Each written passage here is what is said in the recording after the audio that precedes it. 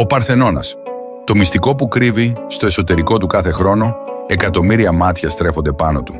Ο Παρθενώνας, σύμβολο της αρχαίας Αθήνας. Θρίαμβος του πολιτισμού. Αναγνωρίσιμος, επιβλητικός, αλλά ίσως όχι απόλυτα κατανοητός. Γιατί κάτι κρύβει. Χτίστηκε για τη θεά Αθηνά, λέγεται. Η ιστορία αυτή είναι γνωστή σε όλους. Αλλά το ερώτημα παραμένει. Τι πραγματικά ξέρουμε για τον Παρθενώνα? Μερικοί μιλούν για ένα απλό ναό. Άλλοι πιστεύουν πως ήταν κάτι πολύ περισσότερο.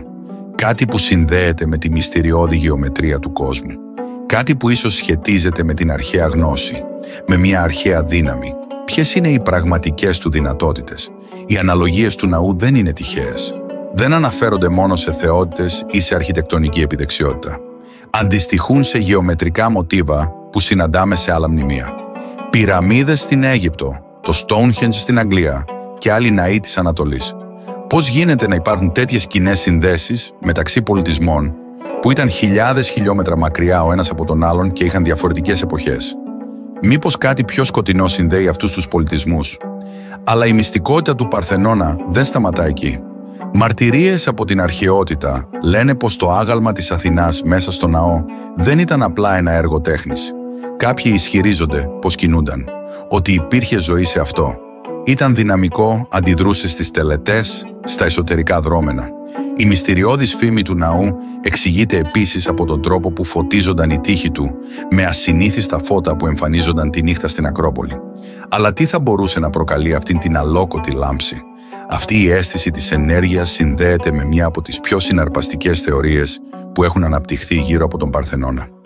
Λέγεται ότι κάτω από το ναό υπήρχαν στοές, τις οποίες σφράγισαν με μυστικές πλάκες, προκειμένου να εμποδίσουν την πρόσβαση. Όχι οποιασδήποτε στοές όμως. Μυστικές διαδρομές που ίσως έκρυβαν κάτι πολύ πιο σπουδαίο και επικίνδυνο από ό,τι γνωρίζουμε. Οι διαδρομές αυτές, σύμφωνα με κάποιες αρχαίες αναφορές, ήταν κατασκευασμένες με σκοπό να συνδέουν τον Παρθενώνα με τη διάσταση των θεών. Μια θεωρία που προκύπτει από τα παράξενα μοτίβα και σύμβολα που ανακαλύφθηκαν στα γύρω μνημεία. Οι στοές λέγεται ότι άνοιγαν μόνο σε συγκεκριμένες χρονικές στιγμές, σαν να λειτουργούσαν ως ενεργειακές πύλες, έτοιμες να συνδέσουν τον υλικό κόσμο με τις ανώτερες σφαίρες. Αν εξετάσουμε τους συμβολισμούς στον Παρθενώνα, είναι αδύνατο να αγνοήσουμε το γεγονός ότι οι αναλογίες του, αν και φαίνεται να συνδέονται με τους θεούς και τις θεϊκές ιδιότητες, έχουν και μια πολύ πιο μυστικιστική διάσταση. Πολλοί ισχυρίζονται ότι ακολουθούν αρχαίες γεωμετρικές φόρμες που αναφέρονται σε μια πιο πνευματική, ακόμη και υπερφυσική διάσταση του κόσμου. Η περίφημη χρυσός λόγος και οι διαστάσεις του Παρθενώνα έχουν παραλληλιστεί με αναλογίες που ενδέχεται να ανήκουν σε έναν κωδικό γνώσης, ο οποίος ήταν κρυμμένος για αιώνες. Επικρατεί η θεωρία ότι οι αρχιτέκτονες του Παρθενώνα έφτιαξαν έναν ψυχικό χάρτη για να συνδέσουν τη γη με το σύμπαν. Κάποιοι λένε ότι ο Παρθενώνας ήταν μια ανάγνωση της ανθρώπινης ψυχής, σαν να είναι φτιαγμένος για να αναδεικνύει και να εξυψώνει την πνευματική διάσταση των ανθρώπων. Μερικοί μάλιστα πιστεύουν ότι το μυστικό του Παρθενώνα δεν βρίσκεται μόνο στον εξωτερικό του σχεδιασμό, αλλά και στο ίδιο το υλικό του. Το μάρμαρο του ναού, αν και φαινομενικά άχρωμο και σιωπηλό, περιέχει ενεργειακές δονήσεις που μεταμορφώνουν το ενεργειακό πεδίο γύρω από το ναό. Αυτές οι δονήσεις συνδέονται με μια κρυφή φωνή που λέγεται ότι ενεργοποιείται μόνο όταν κάποιος βρίσκεται στην καρδιά του ναού κατά τη διάρκεια συγκεκριμένων κοσμικών καταστάσεων, όπως οι ηλιακές εκλήψεις ή οι νυχτερινές ώρες με τον ουρανό γεμάτο αστέρια. Αυτός ο ήχος, λέγεται, έχει τη δύναμη να προκαλέσει μεταφυσικές εμπειρίες στους επισκέπτες που τολμούν να σταθούν σε αυτό το ιερό σημείο. Ο Παρθενώνας δεν είναι μόνο μία κατασκευή που αγκαλιάζει την ιστορία. Είναι κάτι που κρύβει ένα αναπάντητο ερώτημα. Κάτι πέρα από το χρόνο και το χώρο. Κάτι που αν το ανακαλύψουμε μπορεί να αλλάξει τη ματιά μας για όλη την ανθρώπινη ιστορία.